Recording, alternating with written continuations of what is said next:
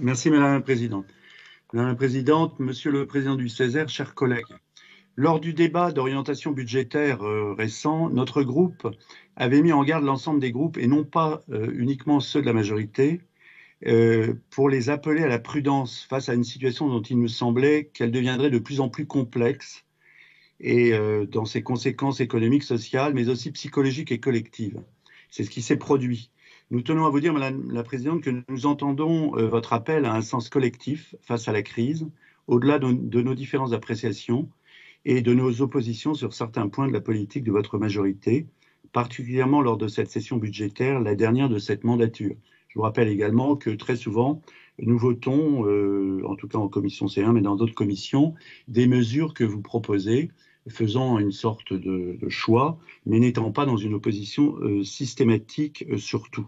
Ce qui permet de mieux comprendre le sens de mon intervention. Tout d'abord, une précision. Standard & Poor's, je ne sais pas comment il faut le prononcer, avait certifié positivement Freddie Mac et Freddie May, qui dataient de 1938, qui avaient été fondés par Roosevelt et qui ont toutes les deux fait faillite. Pour une raison très simple, les agences de notation tuent rarement leurs clients. Et pour les collectivités publiques françaises, elles jugent plus immense d'avoir un État fiscalement fort, celui qui prélève le plus de points de PIB dans le monde. Par conséquent, il est évident que notre collectivité ne fera pas faillite, quoi qu'il arrive. L'État fera payer aux contribuables tout problème, tel que les évoquait éventuellement M. Nicolon. Et à ce propos, justement, nous pensons que rien n'a changé depuis 2015, fondamentalement. L'inquiétude demeure et elle s'accroît maintenant à l'occasion de la crise parmi nos concitoyens nigériens. Et il nous semble que votre méthode de gouvernance n'a guère varié. Sans la crise Covid, je répète bien, sans la crise Covid, Madame la Présidente, le glissement de la dette était déjà inscrit. C'était un fait majeur depuis 2015. Votre politique n'était pas tenable sans recourir à un accroissement de la dette. Et d'ailleurs, il me semble que c'était en 2019 ou 2018, j'ai plus le chiffre en tête, c'était annoncé en filigrane un allongement de la durée du désendettement. Alors aujourd'hui, votre remise à plus tard des décisions de gestion les plus difficiles après la fin de la crise, et peut-être également les prochaines échéances électorales, mais moi je ne veux pas rentrer là-dedans, démontre que la région était déjà affaiblie budgétairement, étant parmi celles sur lesquelles le poids de la dette par habitant en fonction du niveau de vie moyen était déjà l'un des plus lourds. La crise Covid que l'État central aggrave par ses incohérences, rajoute évidemment à cette fragilité structurelle nigérienne. Ceci est très inquiétant, car ce que nous avons vécu est certainement en dessous de ce qui va advenir. Ces décisions difficiles, votre majorité ne les a pas souhaitées depuis 2015. Réduction des dépenses inutiles de fonctionnement, particulièrement dans le subventionnement, et donc réduction de la dette afin de mieux préparer l'avenir financier de notre institution. Moins endettée, plus solide sur ses fondamentaux, notre région aurait pu affronter cette crise dans ses secteurs les plus menacés avec des fonds propres, des capacités régionales potentialisant l'aide exceptionnelle de l'État. Force est de devoir constater en cette ultime session budgétaire que votre majorité a préféré croire que ce qui avait toujours fonctionné en période faste fonctionnerait toujours encore. Une dispense de fonctionnement jamais réduite, faute de savoir et donc de pouvoir trancher dans le vif de l'inutile. Faute de quitter le rivage riant de la subvention par principe, de la dépense de communication sur chaque subvention par habitude. Je dois vous reconnaître que vous n'êtes pas la seule présidente à faire cela. C'est un peu une tentation, évidemment, des politiques qui président un exécutif. De la remise à plus tard de ce qu'on aurait pu faire et qu'on avait promis de faire par manque de courage politique, à savoir la réduction de la dette, non par simple renégociation sur les taux, mais en restructurant l'architecture même du fonctionnement de la région et de son budget. Dégraisser le mammouth socialiste était la promesse de campagne de votre majorité. Je me souviens d'un débat là-dessus, face, je crois, à M. Retailleau. Ce que vous n'avez pas fait par facilité et manque de courage, peut-être de conviction authentiquement libérale, malgré l'usage du mot en période électorale. J'en veux pour preuve la subvention Lactalis après celle versée à Valeo et d'autres cas de ce type au fil de la mandature. Combien de petites PME non délocalisables pourrait-on dynamiser avec ces subventions éléphantesques pour demeurer dans l'image du pachyderme à la suite du mammouth? Je rajouterai à ce propos que ces subventions aux entreprises ne sont pas assorties d'engagement des entreprises bénéficiaires à augmenter la participation au capital des salariés et à la diminution du travail intérimaire. Après tout, nous pourrions, en échange de cela, leur demander de faire du social intelligent, ce qui corrigerait l'aspect désastreux de l'augmentation du haut de bilan dont ces salariés ne profitent que très peu, n'étant pas actionnaires selon la vision allemande de l'économie sociale de marché ou de la participation gaullienne. Nous pourrions attacher à ces subventions des exigences dans ce sens. Et n'étant pas vraiment libéral, n'étant pas vraiment même social au sens gaullien du terme, votre politique n'exprime pas finalement cette vision qui est une vieille vision sociale de la droite, qui remonte au XIXe siècle, d'association du capital et du travail. Et moi, personnellement, bien que libéral, je le regrette profondément. Certes, la crise Covid a été mal gérée par le président élu 2017, dont je vous rappelle que vous l'aviez soutenu comme ses premiers ministres issus de vos rangs. Certes, vous avez été vous-même surprise par la brutalité des conséquences des errements gouvernementaux du printemps dernier et leur réitération depuis le deuxième confinement, qui sera suivi d'un troisième annoncé en filigrane pour le printemps. Certes, et nous vous l'avions dit, vous avez fait tout ce qui vous restait de moyens financiers en liaison avec les autres collectivités publiques pour pallier, à partir des ressources budgétaires régionales, de l'équipe Macron avec la réalité profonde de notre pays. Et je redis, Madame la Présidente, que nous saluons votre pugnacité à vous être vraiment dressée parmi les premières parmi les présidents de région face à la crise Covid au printemps et par la suite. Donc il ne s'agit pas, si vous voulez, d'une attaque personnelle, il s'agit plutôt d'une expression d'une vision politique, budgétaire et de gestion. Donc, nous pensons que l'État a certes créé un plan de relance et vous aviez espéré qu'après le premier reconfinement, la relance fonctionnerait, à juste titre, sans qu'un second confinement ne vienne casser l'élan d'un redépart. Notre inquiétude, cependant, accompagne celle des Ligériens. Et car finalement, tout cela a des racines profondes qui remontent à notre histoire. Monsieur Franck Ouvrier parlait du passé qui s'impose et qui oblige. La phrase de monsieur Guichard, du président Guichard. Car finalement, vous avez ignoré le cri et l'appel au secours des Gilets jaunes à l'époque, particulièrement présents dans notre région, surtout en zone rurale. Leur demande de moins d'État fiscaliste, mais de plus d'État régalien, de moins de complexité administrative et de plus d'efficacité publique. Vous aviez même refusé le geste symbolique de la suppression de la part régionale de la TIPP, qui était une de leurs demandes, même si c'était marginal, nous en convenons. Et la plupart des partis, dont le vôtre, dont le RN d'ailleurs que nous avons quitté, ont voté cette loi d'urgence dont vous dénoncez maintenant les effets socio-économiques dévastateurs par une interprétation du gouvernement et de l'Élysée devenant absurde. Mais voilà, il faut être logique. Le passé revient toujours à la surface. Et je rappelle qu'aujourd'hui, M. Retailleau, qui avait dirigé votre majorité lors de la campagne électorale, demande un État efficace. Voilà. Donc, un rapport d'efficacité par rapport à la dépense publique. Outre l'absence de rupture avec la gouvernance social-démocrate de la gauche, qui veut que la dépense publique ne soit qu'un investissement, et c'est un peu ce que semblait dire M. Daujoie, si j'ai bien compris, 2 milliards, c'est un miracle, sans voir qu'il s'agit d'abord d'un prélèvement fiscal, et donc d'une perte d'investissement privé, que ce soit celui des entreprises ou celui des particuliers, comme si seul l'argent public possédait une efficacité réelle. Vous vous inscrivez ainsi budgétairement dans le camp de la dépense publique génératrice de richesse. Or, en Europe, l'argent public versé aux acteurs économiques et aux consommateurs enrichit en premier les entreprises et l'État chinois, puisque toute relance keynésienne produit la consommation de biens, services et produits que nous ne produisons plus. Et je pense que donc, il faut faire très attention dans cette dépense publique. Elle a un effet pervers qui est ancien. Voilà, donc la croissance de la Chine s'est d'ailleurs poursuivie cette année, profitant des milliards de relance américains et européens. Monsieur Daujoie me dira tout à l'heure que nous sommes très loin de Nantes à Pékin, mais je lui rappellerai que son iPhone et son ordinateur, et ceux que nous allons acheter aux lycéens, nous disent le contraire. Nous parlons de French Tech, nous finançons des centres d'innovation à grand bruit, mais quelles sont les PME régionales de ces secteurs ayant émergé au niveau national et international de manière significative sur des produits grand public ou sur des produits même d'entreprise? Derrière les mots et la communication, la réalité de l'impuissance européenne a créé des GAFA européennes est frappante. Et donc, nous sommes, nous, finalement, dans cette situation d'échec. Cessons donc de nous gargariser et de subventionner des organismes au nom ronflant que nous subventionnons pour la création mythique d'un futur à grand renfort de happening, souvent d'inauguration de communication.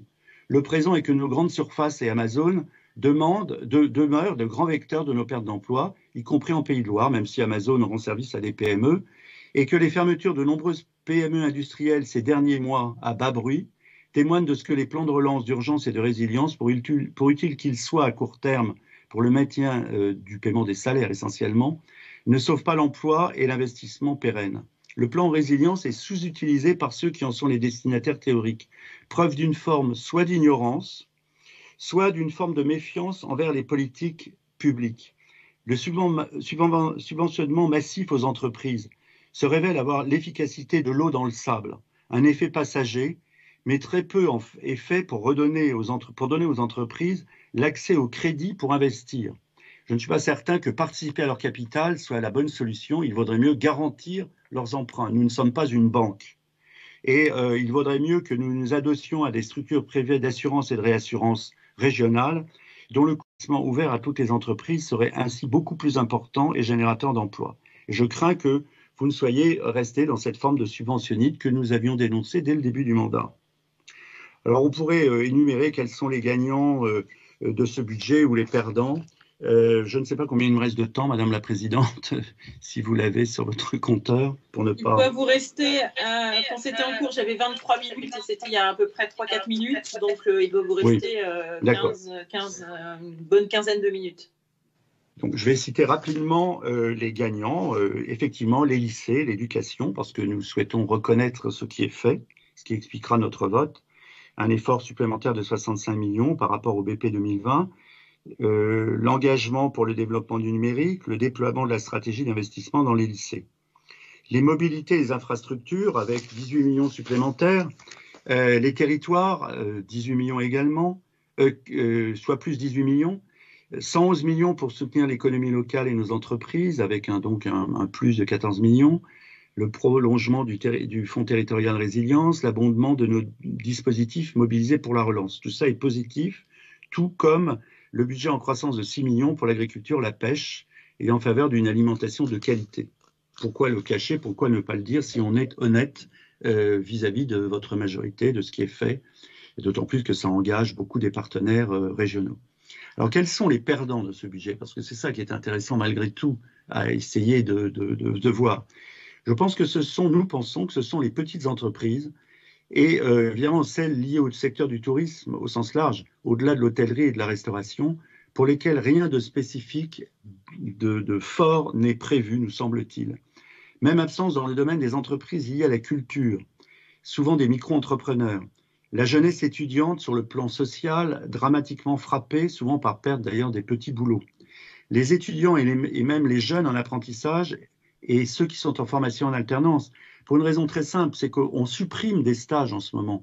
Les CAT suppriment des stages. On a énormément de suppression de stages, de suppression de filières et le refus des entreprises d'accueillir des apprentis. Voilà, donc il est évident que cela pose la question d'utiliser correctement aussi, jusqu'en 2003, la totalité des fonds européens dont il devient classique désormais que nous ne puissions plus que très difficilement permettre à ceux qui seraient susceptibles d'en bénéficier de pouvoir y avoir accès du fait de la complicité, de la lourdeur des procédures. Ce ne sont pas des sommes négligeables. Et notre collègue, Mme Charbonneau, nous a dit qu'on y arriverait d'ici 2023. Quand on voit ce qu'on a fait depuis qu'ils existent, c'est très inquiétant et c'est beaucoup d'argent. Ce qui nous paraît le plus angoissant, outre l'endettement, c'est aussi l'absence de grands projets structurants. Vous nous aviez survendu un Eldorado caché à Notre-Dame-des-Landes qui devait déclencher une sorte de fusée économique. Malheureusement ou heureusement, selon le point de vue sur lequel on se place, cela n'a pas abouti parce qu'aujourd'hui, nous paierions le déficit d'exploitation de Vinci, qui était dans le contrat, alors que Nantes Atlantique fonctionne et va se moderniser, et alors que surtout le transport aérien de masse est entré dans une crise majeure et durable. Et nous aurions souhaité une réorientation dans le sens d'un grand projet, ne serait-ce que par exemple le franchissement de la Loire à l'ouest de Nantes, mais certainement aussi à l'est, car actuellement il y a une forme de césure entre le nord et le sud de notre région, par manque de grands franchissements de la Loire, une thrombose permanente de la communication de la métropole nantaise. Or, celle-ci est un point nodal du fait de sa position géographique sur la Loire et sur un fond d'estuaire. Nous déplorons également l'absence de projet d'axe de communication pour relier valablement Saint-Nazaire à la Bretagne et à la Normandie, son arrière-pays immédiat, ce que les géographes appellent d'un nom savant, repris de l'allemand, je crois, l'Interland. Parce que pour ce qui est de faire de Saint-Nazaire un port réellement national et européen, nous pensons que cette absence de projet sur les lignes de communication de ce port sont vraiment une perte d'espoir de parvenir à quelque chose de durable et de vaste pour ce port, qui est pourtant essentiel pour notre région. Alors nous entendons votre volontarisme, nous ne vous dénions pas le sens de l'initiative, votre énergie, votre sens de l'accroche vis-à-vis du gouvernement, votre sens aussi de la communication, Madame la Présidente. Mais nous estimons que nos critiques ne peuvent nous faire oublier les habitants des Pays de la Loire. Ce que nous pensons mal conçu sur le long terme leur profite, c'est vrai, profite à un certain nombre de ceux qui en sont destinataires. Cette évidence nous oblige vis-à-vis d'eux. Notre groupe donc ne souhaite pas, comme vous l'aviez appelé en début de session, je crois, rompre cette forme de pacte de solidarité nationale et régionale en cette période de crise gravissime. Trop d'angoisse, trop de misère, j'avais eu l'occasion de vous en parler, Madame la Présidente, trop de désespoir individuel, mais aussi familiaux ou collectifs dans nos entreprises et associations, dans les institutions culturelles, universitaires, de formation, etc., se manifestent déjà et n'ont pas fini de grandir. C'est à eux que nous pensons, plus qu'à une politique budgétaire actuellement. Les régions n'ont pas droit au quoi qu'il en coûte macronien. Et par contre, nos concitoyens, eux, savent ce que leur coûte le macronisme déconnecté dont nous dépendons malgré nous. Et que je trouve, vous avez trop accompagné en n'exprimant pas une autre vision possible. Vous avez fait un travail, certes, de gestion, nous ne le nions pas, vous avez fait tout ce qui était possible de rapporter à la région sur le plan financier, mais d'une certaine façon, vous n'avez pas rompu avec des pratiques que nous pensons dépassées d'un monde ancien, qui sont des pratiques social-démocrates. Vous cochez toutes les cases idéologiques inspirées par la gauche, oubli du coût de l'insécurité des personnes et des biens, qui pèse très lourd sur les PME. Après tout, comment se fait-il qu'il n'y ait pas de ligne budgétaire pour aider certaines entreprises à payer leurs frais de surveillance et leurs frais de sécurité, qui représentent des budgets colossaux dans beaucoup d'entreprises, qui ont des locaux vastes sur des sites étendus. Vous n'avez pas abandonné le constructivisme du socialisme étatique vert totalement utopique en créant un GIEC régional composé essentiellement d'universitaires issus de l'extrême gauche, et qui vont nous proposer évidemment des solutions d'inspiration totalement étatiques et socialistes. Et vous n'avez rien dit finalement de profond et d'essentiel qui exprime une vision de droite. Monsieur Franck, comment dirais-je, le maire de La Baule, excusez-moi, j'ai un trou de mémoire. Franck Louvrier vient de dire une chose amusante, il a dit que la droite pense alors que la gauche dépense, avec un A et un E. Mais le fait d'invoquer l'action de penser avec un A, moi ça me rappelle le Caire de Madame Martine Aubry, qui proposait évidemment de la dépense. Donc je crois que plutôt que de jouer des oppositions de ce type, il vaudrait peut-être mieux une droite qui pense, et non avec un E, et non pas qui pense et qui dépense selon des critères anciens et dépassés de la gauche que nous ne tiendrons pas. Je dois vous dire, j'ai supprimé un paragraphe dans mon allocution parce que M. Nicolon a dit avec beaucoup de pertinence les chiffres et l'analyse chiffrée du budget. Je n'aurais fait que répéter ce qu'il a dit, et je crois que c'est essentiel. Et donc, ce que nous disons, c'est que nous crions au secours, nous crions casse-cou. J'ai vu cette nuit précipice avec un chargement extrêmement lourd qui ne cessait d'osciller devant le vide.